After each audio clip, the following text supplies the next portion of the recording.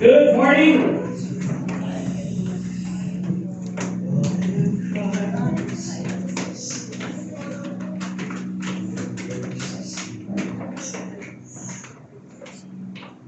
Okay, let's all stand once more.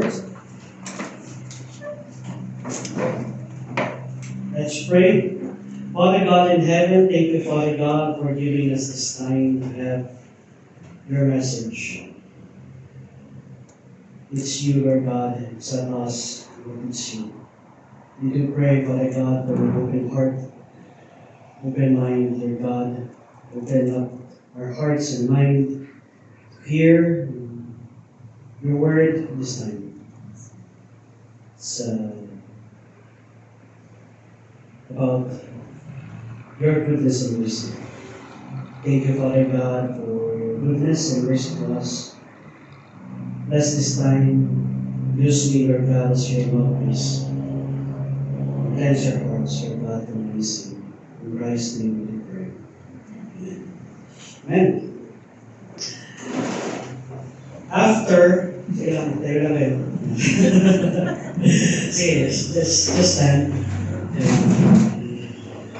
After the assurance of believers that God hears and answers prayers, John now brings the truth into a practical and serious situation.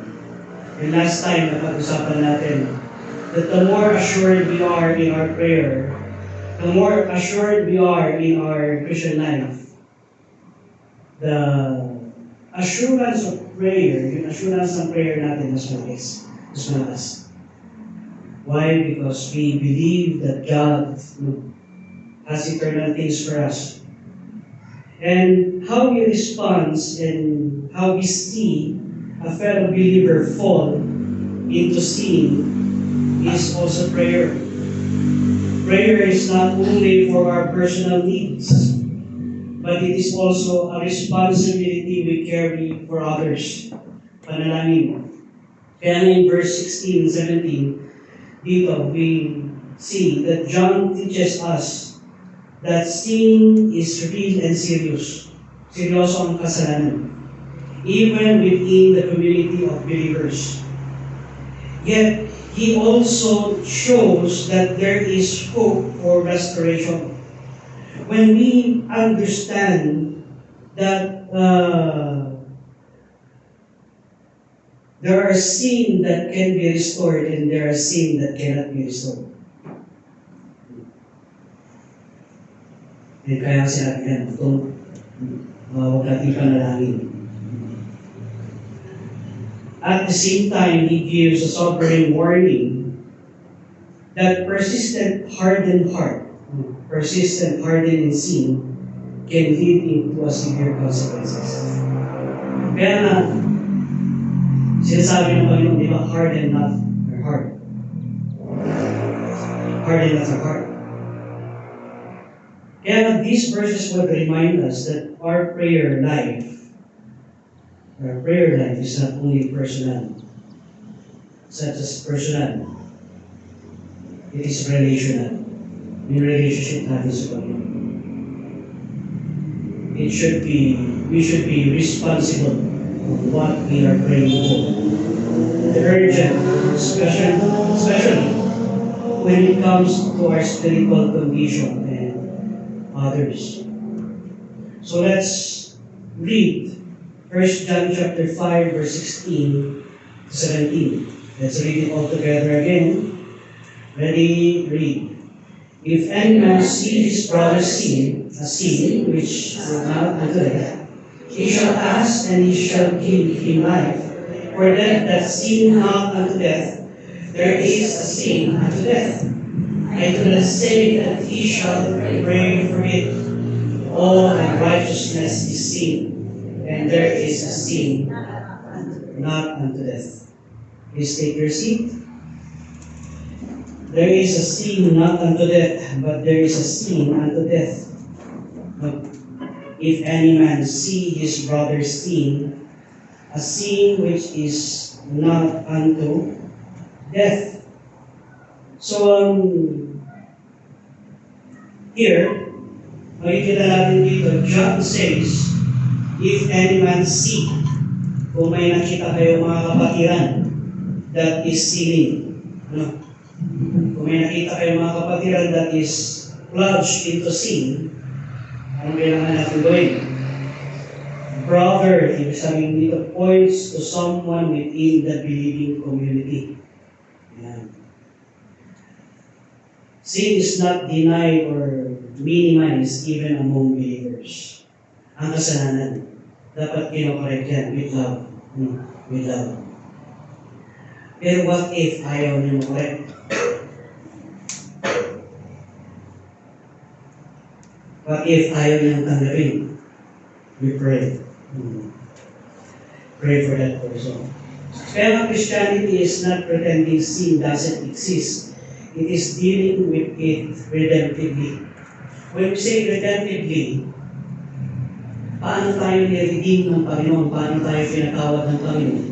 At paano gumawa ang Panginoon ng plano on how you would know and understand the Lord Jesus Christ in your life.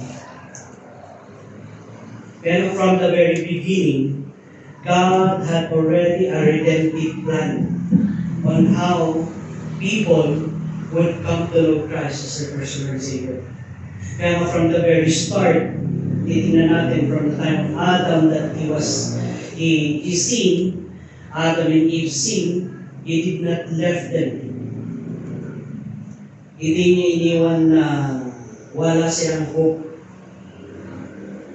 God had promised them hope. Hindi si hope. God has promised them hope. No? God had promised them that there is another way that you can be reconciled with Him. And He planned that. Before the world began, makikita natin doon sa book of Ephesians, God had already planned.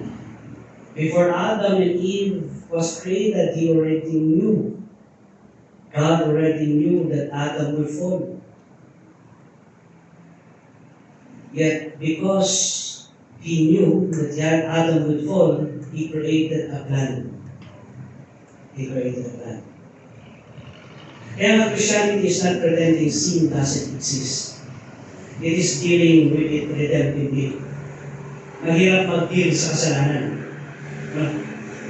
Mahirap mag-correct. Pag na-correct, masakit. Tama? Tama. Masakit talaga mag-correct. No. Masakit yun. But if the heart is pumalambot ang puso at maayos ang puso sa Panginoon, the correction is good. The correction is good. Pero pag hindi maayos ang puso at may something, talagang mahirap ayusin. Mahirap ayusin. Kung sa cancer na, it takes months, years, before it can be declared. Sabi mo lang, wala ng cancer. No? How much more sa sin? How much more sa sin? Ganon din pagdating sa kasalanan. If a teammate falls during a mission, you don't ignore him. You help him recover. You help them recover. Why? Because that is the Christian things too. Hindi mo pagsasabihan, bakit ganito ka? You would help them rise again. You would help them rise again. Ilugar natin kung saan tayo maging taklesa. Ilugar natin kung kailan tayo maging diretsyohan. May times that the brother or the sister cannot accept a direct confrontation. So, ano kailangan mong gawin? Indirect confrontation. Gagamutin mo muna yung mga maliliit hanggang pumunta kayo dun sa real issue. Pero it takes two, not one. It always takes two. Maraming beses, sa buhay natin, dinodoktor natin ang ating sarili. Tama ba? Oo, sanay tayo na doktorin ang ating sarili. Ganito, kung masakit ang ulo mo, biodesic lang yan. Pero masakit pa rin, mata na yan. Ganun. So, pa-check up ka hanggang pumunta ka na sa lahat ng tapos yun ayaw ng specialist, yun ayaw ng puntahan na it will be revealed. Diba? Ayaw kong pumunta dyan, baka may ma-reveal na naman na bagong sakit. Right? Pero iindahin mo. Iindahin mo. Until the person would come to the point in his life. Until the person would come to the point in his life that, yes, I really need the advice of this doctor. At pumunta siya sa advice ng doctor niya. Then treatment begins. In the same way, when a believer falls into sin, the response is not gossip or judgment, but the spiritual help. So how can we help them spiritually?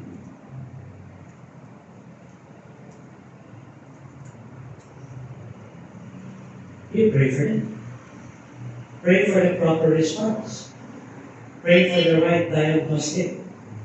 Pray for the right words to say. Be sensitive to the Holy Spirit. Now, there are times that it is already God that is dealing with him. Then let them be dealt by God. Pero dito sinasabi ni Apostle John, if any man see his brother sin, pag nakita mo, nagkakasala to. Correction is good. But, ang tanong to is, do you have a proper relationship with that person?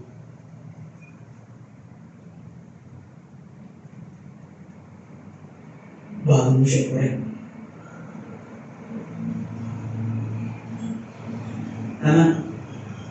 Hindi pala, ganito pala. May alitan pala kayo tapos ikaw nang nakakakita nagkasala siya. So, are you the right person to correct the person? Of course not. No, ang iisipin niya is what? You're judging him or you're judging the person. Tama? Pero if you build a good relationship with a person, you say the right things at the right time, it's good. Pero that method is not always hindi applicable palagi. No. Because the heart is sinful above all. Who can know it? Ibig sabihin, the heart needs the person to admit first that he sinned. Kasi kung hindi niya admit yun sa kanyang sarili na kasala siya, your correction is useless. It becomes gossip. A correction becomes gossip. Pwede ba yun? Yes. It becomes gossip. Kaya your judgment, sabihin mo na, the careful you are, mas maganda to. Kaya na spiritual help. Kaya if a teammate falls during a mission, ibig sabihin, kunyari, na nasugatan siya, ng bala. So what are you going to do?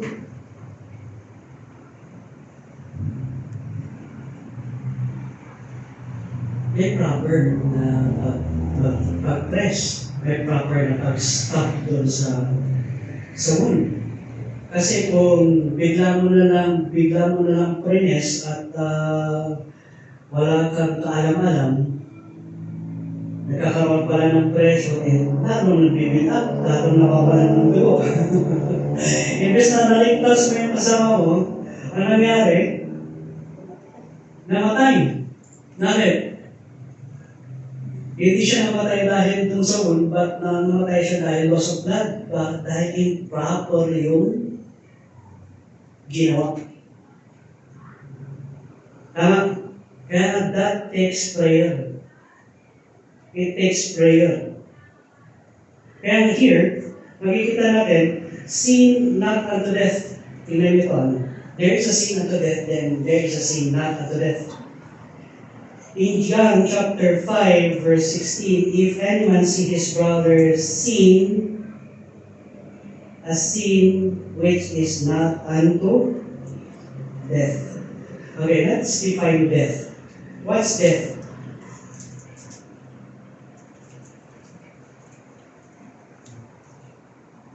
Death is separation. No, death is separation. So sin not unto death. This is ibig sabihin, this is a restorable sin. Pwede siya ma-restore. No? May kasalanan na wala ng restoration. Kaya ang sinasabi nila, don't pray for it. This refers to sin that does not result in immediate severe judgment. Ibig sabihin, okay, maganda yung instruction, i-instruct mo lang siya sa how to do it with life. You're doing that, you're correcting little by little. But it will not, sabihin mo ng immediate na magkaroon ng judgment. Hindi pa matigas ang kanyang puso. Ibig sabihin, hindi pa final rebellion. Kaya ang rebelliousness is a sin that would lead someone to death. Ano yun ba? Ang rebelliousness is a sin that would lead to death. Yes. Anong punishment ng witchcraft sa Old Testament? Death penalty. Ano sabi sa Bible? Rebelliousness is as the sin of witchcraft. Why? Because that person would die. Die. And if the person is not hard-headed yet, the person is, sabihin mo na hindi pa matigas ang kanyang puso, that is not still the final rebellion. Ibig sabihin, pwede pa makorek. Pero pag ang puso ayaw makorek, continuous na ayaw makorek, that would lead to a sin unto death. Anong ibig sabihin nun? Tingnan natin mamaya. This sin also refers to us still open to repentance and restoration. Ibig sabihin, gusto niya pang ma-restore dahil he repented or that person repented. Pero if the person doesn't repent at all, doesn't say, Lord, I'm sorry, doesn't say, pasensya na mga kapatid, ganito ang ginawa ko sa aking buhay. There is still pride. Kailangan pa natin ng pag-pray. Pero pag patuloy at patuloy na ganun ang nangyayari sa kanyang buhay, death will come. Death will come. And as John says, pray and God will give life. Yun yung sinasabi ni Apostle Dan dito. Ang ipanalangin natin dito sa sin not unto death, nabigyan siya ulit ng buhay. Again, what is life? Jesus is the way, the truth, and the life. The Bible always pertains that Jesus is the life. So, ang pag-pray mo sa Kanya, Lord, mamuna ka sa buhay niya. Mamuna ka sa buhay niya. Mamuna, mamunga, no? Bear fruit sa kanyang buhay. Give him life. Why? Because ang life natin is always found on the Lord Jesus Christ. Let us remember na ang foundation ng ating buhay is always Christ. So a life that is not Christ-like is death life. Kaya nga, ang isang buhay na walang kawangis ng Panginoong Heso Kristo is always, it will always lead to death. It will always lead to death. Kaya nga John says, pray that God will give you life. Okay, let's define life as we know it. And as we understand it. When you're happy with your ministry with the Lord, is that life? Is that life? Yes, that's life. When you don't do your ministry anymore, is that life? That's death. Kaya pansinin mo ang buhay mo, manukot. Why? Wala kang ministry. Wala kang ginagawa para sa Panginoon. Pero pag may ginagawa ka para sa Panginoon, masaya ang buhay mo. Tama? Oo, kahit magkaroon ka ng maraming problema, basta involved ka. Involved ka sa Panginoon, masaya ang buhay. Pero pag hindi mo ini-involve ang iyong sarili, namamatay ka. Yun yung sinasabi ng Apostle John, give them life. Ibig sabihin, bigyan mo sila ng ministry. Pero pag ayaw nila yung ministry, how can you give them life? How can you give them life? Right? Kung naayawan nila yung gusto ng Panginoon, paano sila magkakaroon ng buhay? Tama? Yun. And when Apostle John says, give them life, give them something that they will rejoice again. And the question that can relate to this is, what is the joy of the Lord? And what is the joy of the Lord in your life?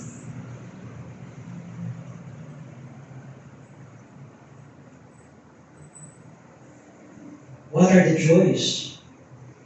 That when you do this, you are so satisfied with the Lord. You are so satisfied with life. But when you contradict these things in life, you're the most saddest person in life.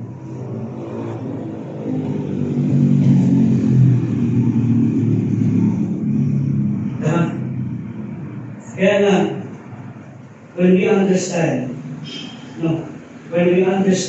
what is important and what is good sa Panginoon, then we understand life. What is good? What is perfect? Kaya ang sinabi niya sa Philippians, yung sinabi niya sa Philippians chapter 4, buksan niyo yung Bible sa Philippians chapter 4.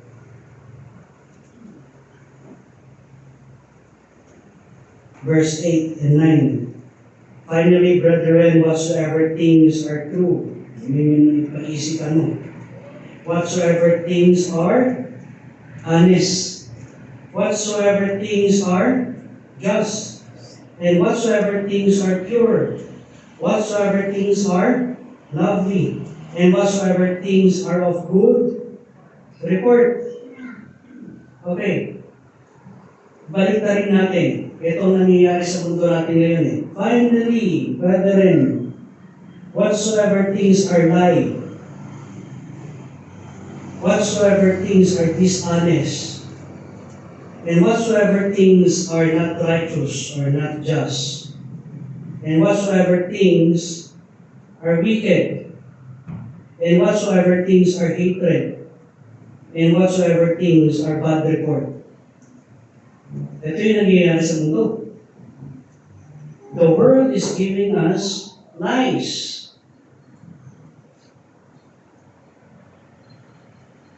Ano yung mga lie ng mundo?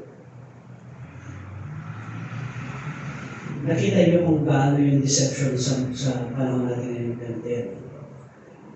Open, close. So, na-open yung Strait of Hormuz. Rejoice ang tao, yes, pababa ng tapos biglang nag-close ulit. Di ba? Because we are taking a look at the news. We are taking a look at what is happening in the world. It damages the joys that God is giving your life. Ano yung mga joy na yun? Ibis na ang joy mo is nakikita mo na yung providence ng Panginoon, ang nakikita mo yung taas ng presyo ng bilihin. Yung taas ng presyo ng gasolina. Yung taas ng presyo ng diesel. Na every time that you turn on your car, and every time that you turn on your LPG, you're counting kapus.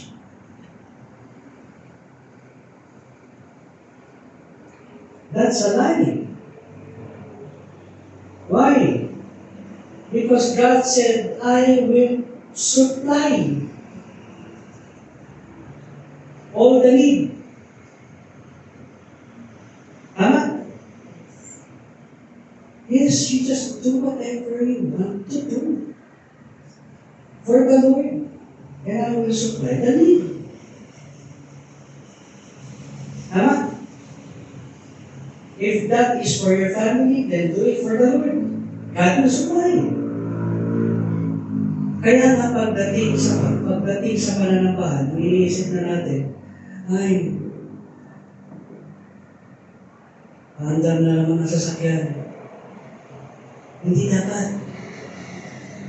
Ang iniisip pa rin natin is, wow, God that provided me things that I can go and worship with my brethren and worship the Lord. Amen? Is God lacking something in life?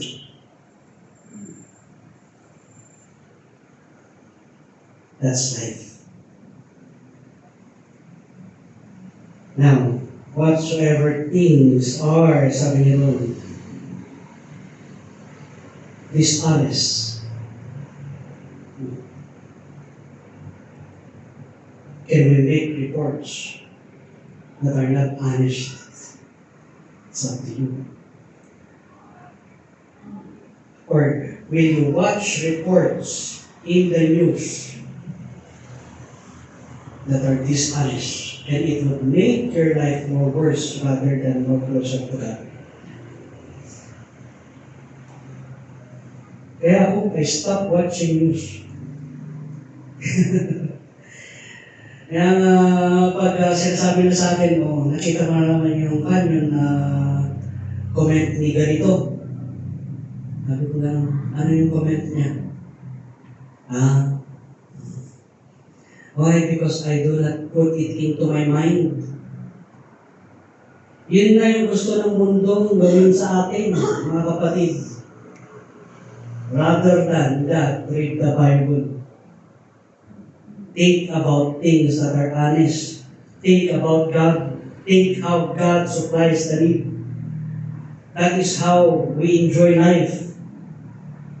The reason why maraming Kristiyano ang malungkot dahil ang mas pinapaniwalaan nila ang Diyos kaysa sa providence ng Panginoon.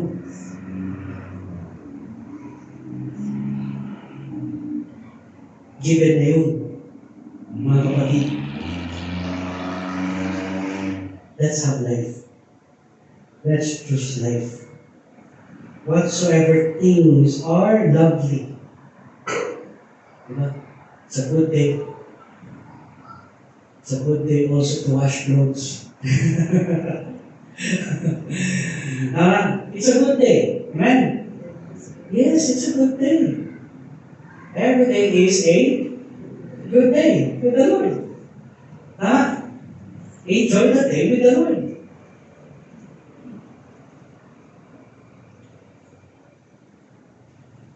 Pero we tend to hear hates in life. Maraming hate preaching na yun. Pag sinasabi kong hate preaching, hindi lang naman yung pastor na nagkakaroon ng hate preaching. Mga news na napapakinggan natin, mga balita, mga feeds sa ating Facebook, that it would cater to hate. Mas nabebenta ang news na hate kaysa sa good report. Di ba? Kaya anong mangyari pag panay ganun at panay ganun ang nakikita mo? You tend to hate everything that go against that.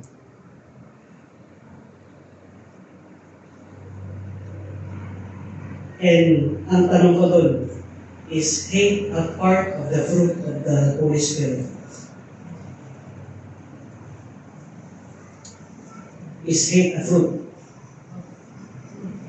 of the Holy Spirit? No. That is the fruit of who? That is the fruit of the enemy. Tama? Prutas yun ng kalaban.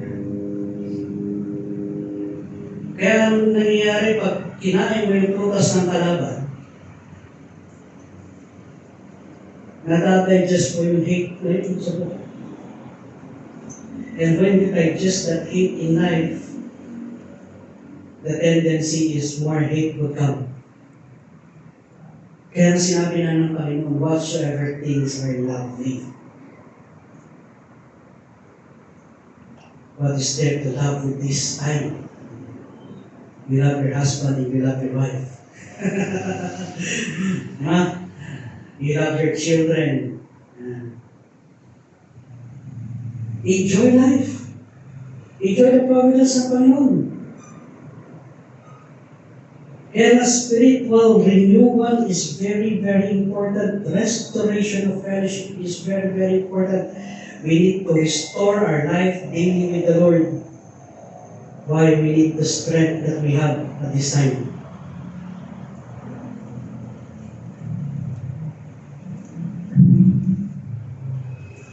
A patient may be seriously sick, but it still recovers with proper care. Yes, prayer becomes a part of healing process sa buhay natin. When we can accept things in life, when we can accept corrections in life. Never give up praying for someone who is struggling in sin. And if you are struggling in sin at this time, you pray that God would open your heart and mind. Your prayer can be an instrument God used to restore them. Why? Because prayer is powerful. Believe that God can revive a drifting believer through his prayer, through the prayer. How? You pray, Lord, give him life. Give him life.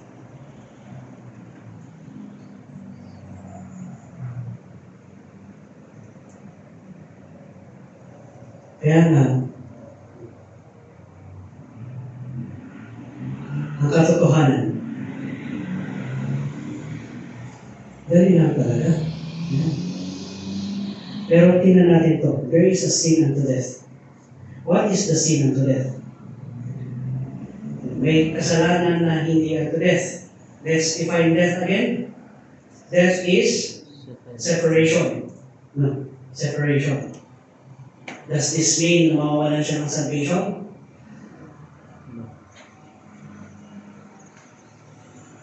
No, no, hindi. Serious, hardened rebellion. This is the difficult part. Ito yung pinaka-difficult part dito sa book of 1 John, chapter 5. There is a sin unto death. So,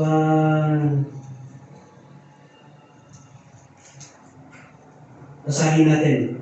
If any man see his brother sin, a sin which is not unto death, he shall ask, and he shall give him life for them that sin not unto death. There is a sin unto death.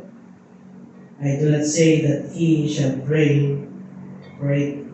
There is a sin unto death. Yan. Sin unto death. Ano ba ang sin unto death? Serious, hard-headed rebellion. Hardened rebellion. Pag sinasabi natin hardened rebellion, can you see all people or the world news rebelling at this time? Nakikita niyo ba nagre-rebelde na lahat ng tao? Halos lahat ng tao ay nagkakaroon na ng rebellious spirit. Yes. Very difficult part. Kaya nga sinabi na sa Bible, there is a generation that will rebel. Rebellious is everywhere. Sin unto death likely refers to persistent, willful, hardened rejection of truth. Sometimes kahit sinasabi na yung katotohanan, pero ayaw mong tanggapin yung katotohanan, it becomes life. No, the truth is irrelevant for me. Hindi pwede. The truth will always set you free. Tama, yun ang sinabi sa Bible. The truth will always set us free. Kaya a persistent, willful, hardened rejection of truth can lead to a sin, hard-headed, sabi mo na, hardened rebellion. Pag matigas na ayaw tanggapin ang salita ng Panginoon, ayaw tanggapin ang correction, ayaw tanggapin ang instruction,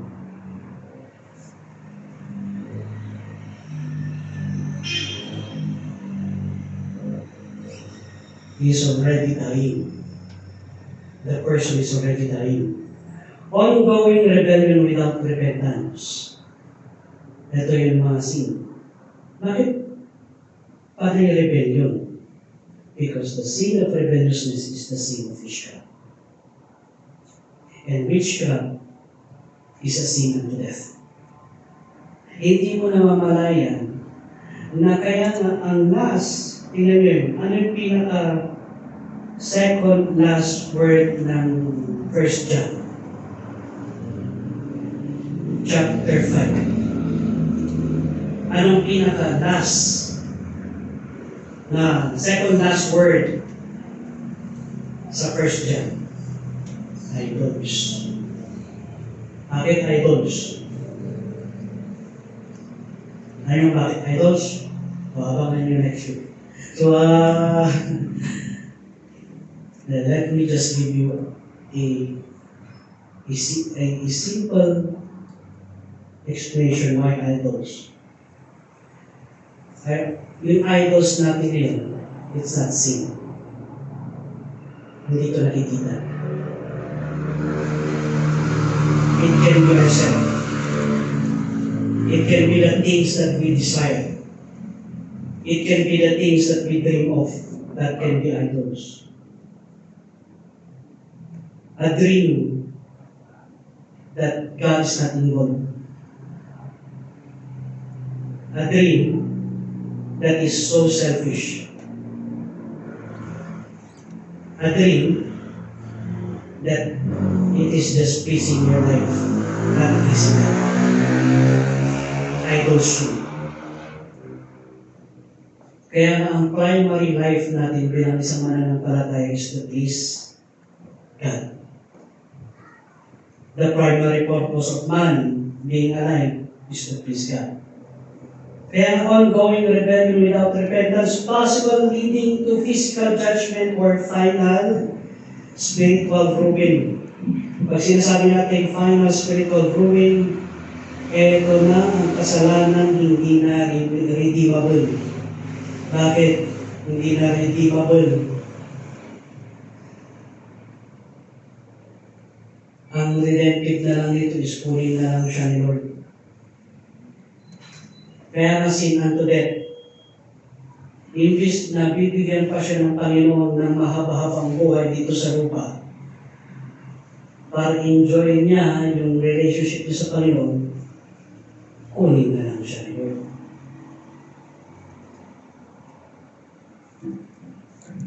Ang masakit doon, pag kinuha ka ng Panginoon na ganito ang iyong kondisyon, pagdating mo sa langit, hiyang-hiya ka. Kasi mas worse ka pa doon sa so as saved by fire. At least yung so as saved by fire, meron silang rason na, "Oh Lord, tinanggap kita bago ako namatay, so as saved by fire." Ibig sabihin ganito yan, no? Yung so as saved by fire, tinanggap niya in the last minute of his life ang Panginoon para yung gift on the cross. So as saved by fire yun. Pero pag ang isang mananampalataya kinuha ng Panginoon dahil rebel nito, mas nakakahiya yun. Bakit? Binigyan na kita ng maraming tsansa to obey me. Binigyan na kita ng maraming grace. Yet, ayaw mo.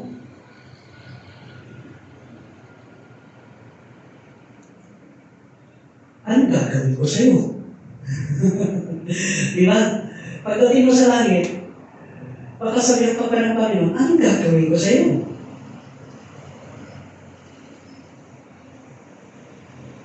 Di ba, Lord, pre-promise mo yung mansion. Nasasabi mo ba yun sa Panginoon? May hiya ka. Bakit? Dahil ang buhay natin bilang mananampalataya, binigyan na tayo ng buhay dito sa lupa para enjoyin yung relationship natin sa Panginoon habang nandito tayo sa lupa. Para pagdating natin sa langit, mas enjoy pa natin. Amen? Kaya nga, John does not fully define it, but it tells the focus is not identifying it precisely. Bakit? Hindi niya pinagtuunan ng pansin. Alam niyo kung bakit? Because he is talking about the seriousness of sin. Why? If sin is not dealt with properly, it would just lead to another rebellion. And if it would lead to another rebellion, you are not healing the person. You are what? Making the sickness more serious. Nasubukan nyo ng uminom ng gamot na hindi naman yan yung gamot na para doon sa sakit mo. Di ba meron yung pills kayo? Meron yung pills kayo. O meron yung orange. Nakahiga yung husband niya. Tapos, bigla nang ginising, pinainom niya ng gamot. So, ito namang husband, ininom niya yung gamot. After a while, na-realize niya, sabi niya gano'n sa misis niya, "Misis, ano naman? Bakit mo ako pinainom ng gamot?" Sabi ng misis, "Mag-i-expire na kasi." Mag-i-expire na, sayang. So, meron kami siya ng gamot na hindi naman dapat uminom. Sometimes, ganun din ang nangyayari in the seriousness of sin unto death. Nagkakaroon tayo ng sarili-sariling diagnostic, pero tingnan mo kung anong diagnostic ng tayo. It always takes two. It always takes the person that is sinning and God for him to repent first. Pero pag ayaw niya, wala tayong magagawa.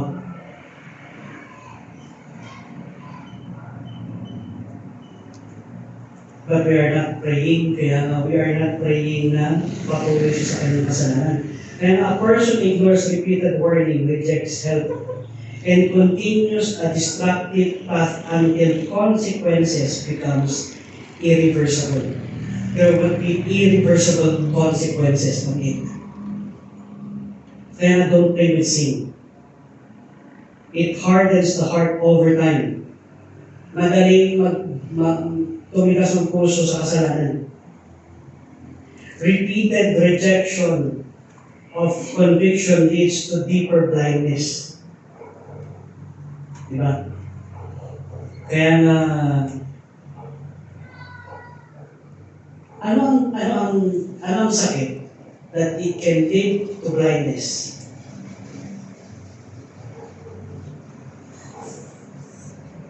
Diabetes. So, pag masyadong mataas ang sugar, nasobrahan ni honey. So, pag nasobrahan ng asukal, sugar, pag masyadong mataas ang sugar ng katawan, it would tend to what? Blind you.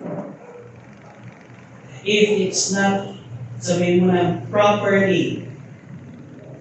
hindi properly na nagamot, it would make your condition worse. How? It can also lead to kidney failure. And kung nagkaroon ka ng kidney failure, it can also lead to cardiac arrest.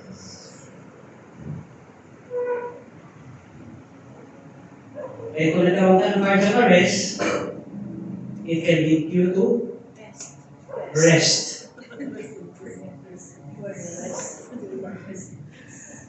Tama yun. Ganon din pagdating dito sa kasalanan. Walang maliit at walang malaking kasalanan. Sin is serious. Now, if we always ignore sin in life, it will multiply. And if it multiply, it will lead you to not think about God, but it will think about yourself.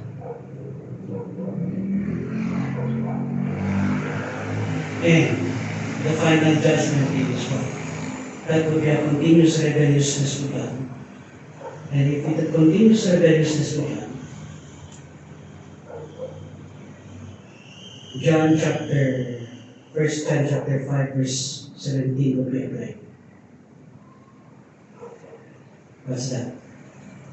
Sin to death. Kaya I do not say, pray for it. Anong ibig sabihin dyan dito? Sinasabi niya, a sobering statement, God is not forbidding prayer entirely. No? But He is showing na ganito, huwag mong pag-pray na mangyari sa'yo. There are situations where judgment has reached a serious point. Prayer is not a tool to override God's justice. We cannot override God's justice. Kaya always ang prayer natin is, Thy will be done. Thy will be done, Lord, Thy will be done. Why? Because this creates a holy tension. God is merciful, but God is just. Pag sinasabi natin holy tension, it is a tension between Him and God. Kaya let us be careful if our idea leads to division or if our idea leads to unity. If our idea leads to sin or if our idea leads to holiness. if our idea leads to God glorified, or leading that the body or sabihin mo na, the person is glorified. That's how serious it is. It's always glory sa Panginoon dapat, not glory for the body. Not glory for each and every one of us, but glory to God. Amen? It's always giving our crown at His feet. It's always giving what we have for the Lord. Kaya pray earnestly for people early before heart becomes hardened. Do not delay intercession. You pray immediately. Kung nakita mo if you have seen already a brother sinning, pray for that person immediately. Take spiritual decline seriously. Why? Dati ganito ako, pero ngayon ganito. Maging seryoso ka sa Christianity. Why? This would lead to a rebellious heart. And we don't want na maging irreversible na ang maging effect sa buhay mo. Sa buhay natin. Kaya all unrighteousness is sin. No small sin. John balances and teaches the teaching. Not all sin leads to the same consequences. True. But all sin still is sin. Hindi lahat ng kasalanan pare-parehas ang consequence. No. Pero tingnan nyo ito. No. Ano ang mga kasalanan na na-mention sa Ten Commandments? Sige, punta kayo dun sa Exodus chapter 20. Tingnan nyo, ano ang mga kasalanan na na-mention sa Ten Commandments? Thou shalt not have any other God. Okay, that starts. So, ibig sabihin, kung may iba na tayong priority maliban sa Panginoon, magsisimula na yun sa number 1 at pupunta ka na sa number 2 at pupunta ka na hanggang sa number 10. Yan. Tingnan niyo pa ang effect nitong mga kasalanan na ito. Exodus chapter 20. Are you there? Okay, basahin natin. Ano yung Ten Commandments?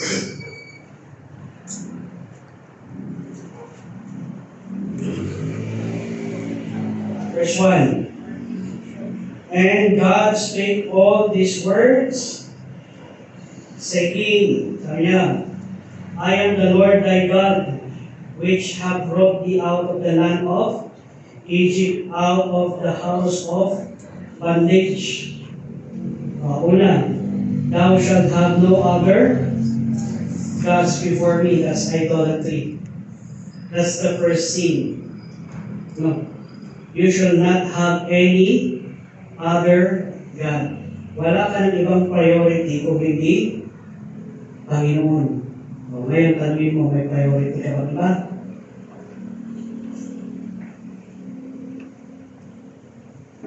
O kung meron, guilty ka na sa number 1. Anong susunod sa buhay mo? Anong susunod sa buhay natin pag ginawa natin to? Na meron tayong ibang priority maliban sa Panginoon. Thou shalt not have any other gods before God. Pangalawa, thou shalt not make unto thee any. Kaya ang sinabi ni Apostle John, be careful for idols. Yan. Or likeness, or anything that is in the heaven. Idolness. Ano itong idol? Siyempre, kung may iba ka ng priority, yun na yung magiging Diyos mo. Hindi na si God, hindi na si God ang Panginoon, hindi na si Jesus. Yun na. Siya na. Kasi lahat ng energy mo, lahat ng kalakasan mo, binibigay mo doon. And thou shalt not bow down thyself to them, nor serve them, for I, the Lord thy God, is a jealous God, no, visiting the iniquity of the father upon the children unto the third and fourth generation. Why? Because idleness can be passed down until the fourth generation. The effect on it.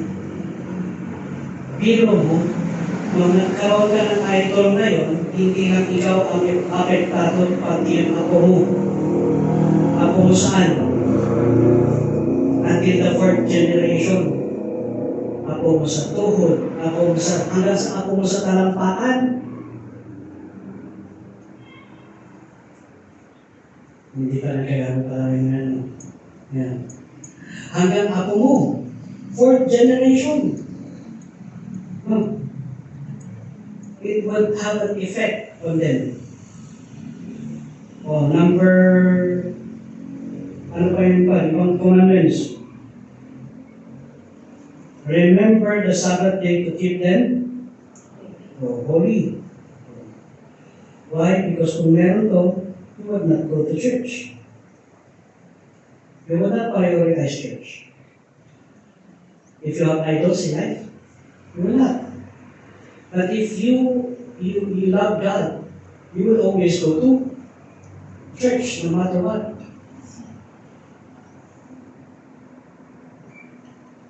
Ano next? Honor thy father and thy mother. Kaya nga, hindi na tayo magtataka kung magre-rebelde ka sa nanay at tatay mo. Bakit? Ginawa mo na yung first, second, third. Ano yun? Ano yung next? Thou shalt not commit. Thou shalt not kill. How can we kill a person? According to James. Inisip mo na, pwede mo nang patayin. Hatred. Diba? Hatred begins to happen.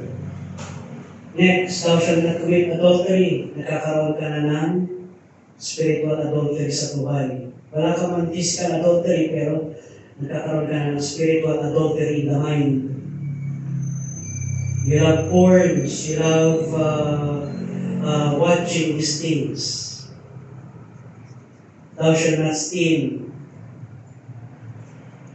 Nanakaw ka na. Konti-unti. Konti na naman.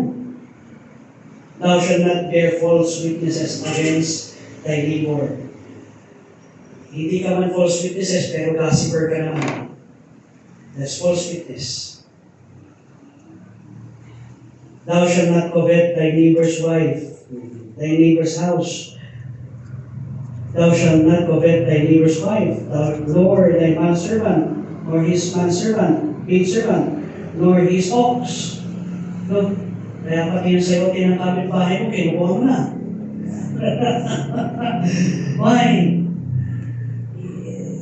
Simpleng mga kasalanan lang to, kaya it would lead to a seriousness of relationship with the Lord. And all the people that saw thunderings, and thou shalt not covet. Why? Ito na, ito yung mga kasalanan. Kaya nga in life, if we would not be serious in sin, then our life would canter down and down. Kaya all unrighteousness is sin. Not all sin leads to same consequence, but it can lead to what? A rebellious spirit. A small crop may seem harmless, but if ignored, it can grow serious structural damage. Marit lang yan nakarap sa umpisa, pero lalaki yan. Kaya don't ignore small sins. Confess it immediately. Maintain a sensitive heart with the Lord. And love does not ignore sin. If we love the Lord, we don't ignore sin in life. We respond in prayer and in urgency and in truth. Lord, give me life. Forgive me. for I have sinned. Forgive me, for this is my sin. Kaya nga, if anyone see his brother sin, a sin which is not unto death, hindi mabuhat pa yun. He shall ask, and he shall give him life. Bigyan mo ng something to rejoice para sa Panginoon. And I will end with this illustration. Last night ba yan? Friday night. So, kumain kami ni Mrs. sa Greenwich. Date kami. Date kami nun.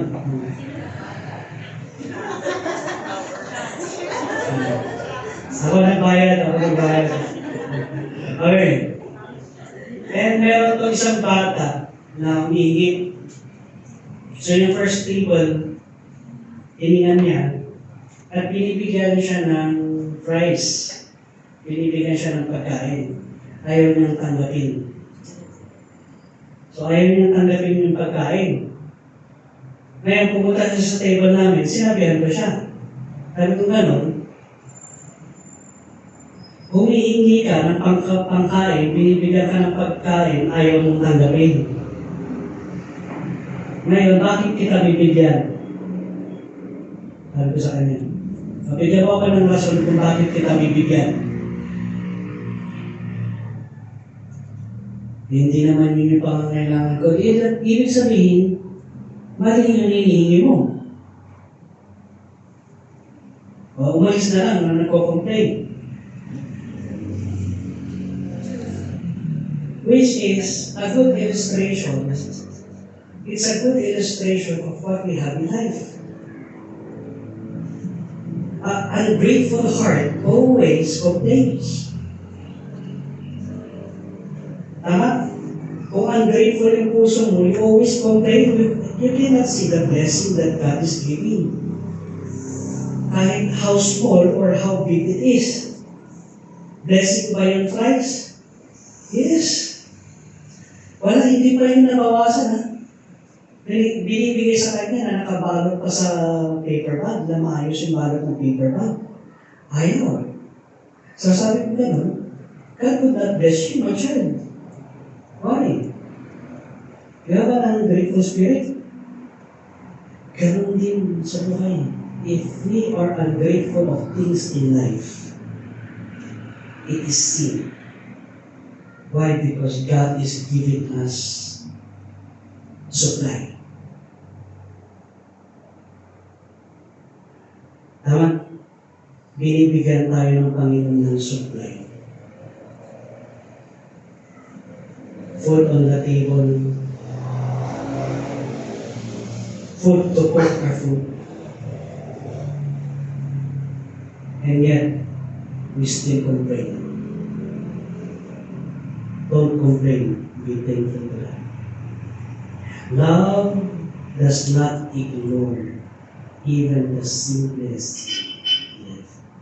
There is a simple sin that is happening all around us. And what is that?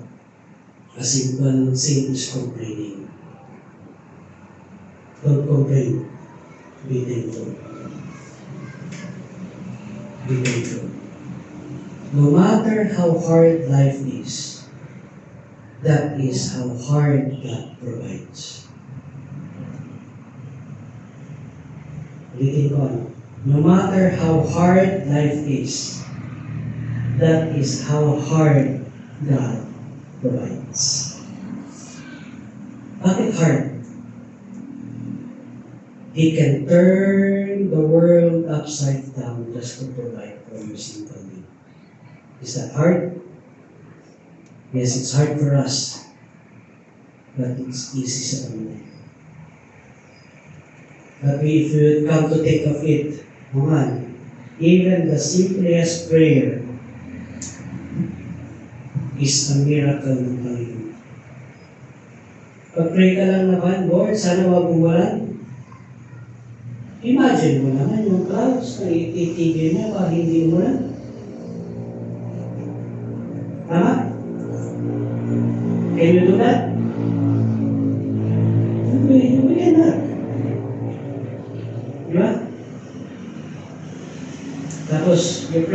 Lord, provide for my needs. At tapos may sayoting tumutubo. Di ba? Oh, God is providing the need. Di ba? Bago yung sayote, may ugot.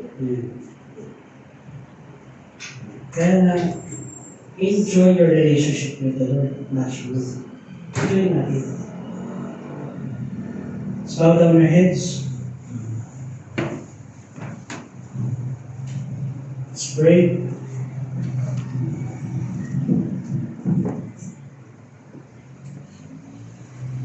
As the piano plays softly, we want to say things para sa Panginoon, just say it. Pray about it. Lord, I'm having this sin in my life. I'm having a struggle in my life. A sin that I keep on ignoring. Forgive me. Give me strength. Give me strength to overcome this sin. Give me your wisdom. Help my heart. Tulungan ang aking puso. Tulungan ko. Huwag maging matigas ang aking puso. Huwag maging matigas ang aking ulo. Pero panunutin mo ito, Panginoon.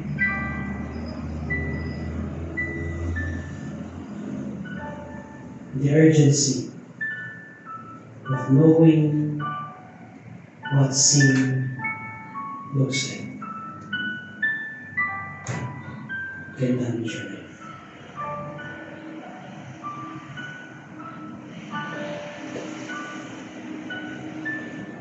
Give you time to pray.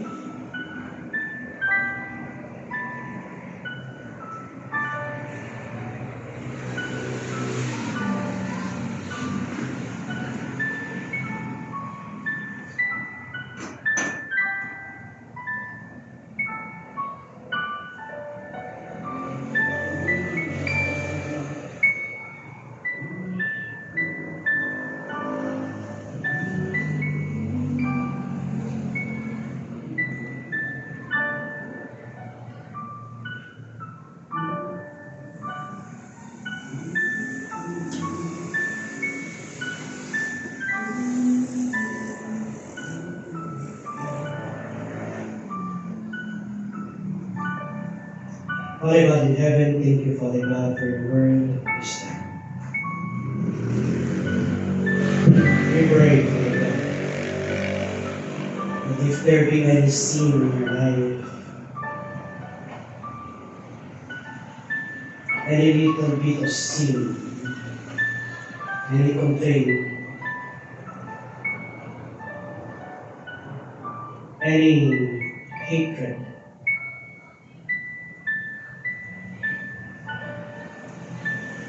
any unforgiving heart, spirit, forgive us. We do pray, Father God, for your forgiveness in our lives. Cleanse our hearts, cleanse our mind,